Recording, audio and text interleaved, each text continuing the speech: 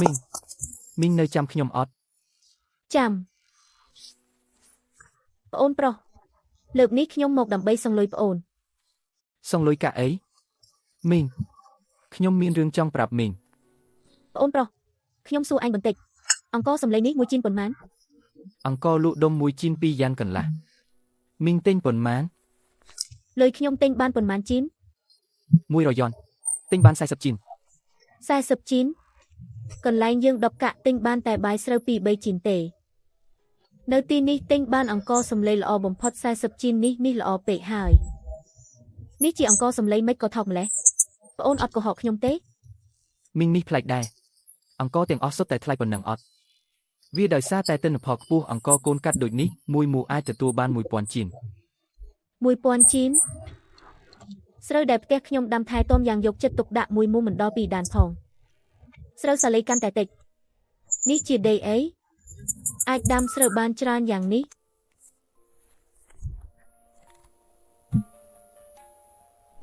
មីងរឿងទាំងនេះចាំនិយាយពេលក្រោយខ្ញុំគ្រាន់តែចង់សួរមីងថាមីងនៅចាំកាក់តុងដែងពីនេះទេអហកាក់តុងដែងកើតអីមិនគ្រប់ទេខ្ញុំនៅមានទៀតមីងលុយនេះខ្ញុំមិនអាចយកទេខ្ញុំនៅមានលុយឲ្យមីងទៀតឯងមិនយកលុយថែមទាំងឲ្យលុយខ្ញុំទៀតមីងកុំប្រញាប់ចាំខ្ញុំនិយាយបន្តិចម្ដងខ្ញុំមានមិត្តភក្តិម្នាក់ជំនាញលក់វត្ថុបុរាណគាត់សុខចិត្តឲ្យលុយយកកាក់តុងដែងពីនេះមួយកាក់500យ៉ន200 1000យ៉នមើលតែមីងឯងសុខចិត្តលក់អត់ឡខ្ញុំលក់រឿងនេះក្រុមគ្រួសារមីងដឹងទេត្រូវពិភាក្សាជាមួយពួកគេទេមិនបាច់ទេនេះជារបស់ខ្ញុំអាចសម្រេចចិត្តបានមីងនេះមើលទៅមិនដូចជាចាស់ជរាទេដូចជាមនុស្សមកពីភ្នំដែលគ្មានចំណេះដឹងទូទៅអីទេល្អអញ្ចឹងសម្រេចចិត្តប៉ុណ្ណឹងហើយក្រោយទៀតបើផ្ទះមីងមានកាក់តុងដែងទៀតទុកឲ្យខ្ញុំមិត្តភក្តិខ្ញុំទិញទាំងអស់នេះជាកម្រៃសម្រាប់មីងខ្ញុំមិនយកលុយទេប្អូនបដូរឲ្យខ្ញុំជាអង្គនិងសុទ្ធទៅបានអហមួយទៀតប្អូនប្រុសកន្លែងប្អូនមានលក់សាច់ទេ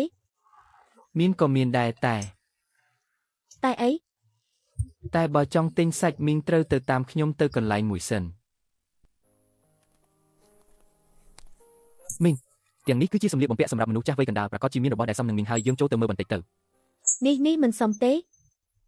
សម្លៀកបំពាក់បែបនេះខ្ញុំអាចស្លៀកបានទេលោកម្ចាស់អើយសម្លៀកបំពាក់នេះរលោងជាងសូត្រទុនជាងកបាស់ទៅទៀតតើគេត្បាញវាចេញមកដោយរបៀបណានេះគឺជាសម្លៀកបំពាក់ដែលមនុស្សចាស់ចូលចិត្តស្លៀកជាសម្លៀកបំពាក់ផ្កាជីហ្វុងស្លៀកហើយស្រាលទាន់សម័យថែមទាំងធ្វើឲ្យមើលទៅក្មេងទៀតមីងទៅសាកមើលទៅបើសមយើងទិញវាអាហោះនេះជាកញ្ចក់សម្រាប់សាកស្លៀកពាក់ម៉ែហើយកញ្ចក់ខ្ញុំស្គាល់តែនេះជាកញ្ចក់អី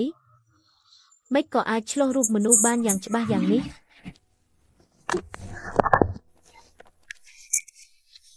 សាច់3ជាន់ប៉ុន្មានជីន15មិញនេះរ៉ូបមួយឈុតនេះចុះថ្លៃពី280យ៉នមកដល់50យ៉នអញ្ចឹងសាច់ជ្រូក15យ៉នចុះថ្លៃមក5យ៉នប្រហែលជាត្រូវហើយ5យ៉នលក់ទេឯងនិយាយអី5យ៉ន5យ៉នលក់ទេឯងនិយាយអី5យ៉នមិនទៅប្លន់ទៅខ្ញុំសាកមើលគ្រាន់តែសាច់ជ្រូកចុះថ្លៃលក់សាច់ជ្រូកមិនអាចចុះថ្លៃទេ